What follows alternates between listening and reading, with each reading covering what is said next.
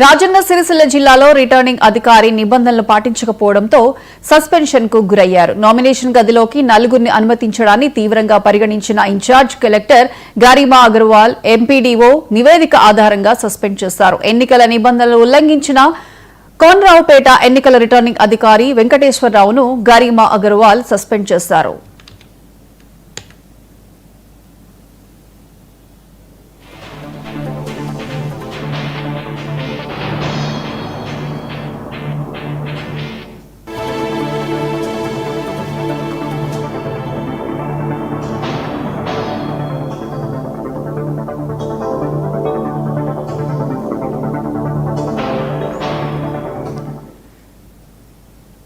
శివంగళపల్లెకు చెందిన మాజీ మావోయిస్టు నేరెళ్ల జ్యోతి అలియాస్ జ్యోతక్క శుక్రవారం సర్పంచ్ అభ్యర్థిగా నామినేషన్ దాఖలు చేశారు.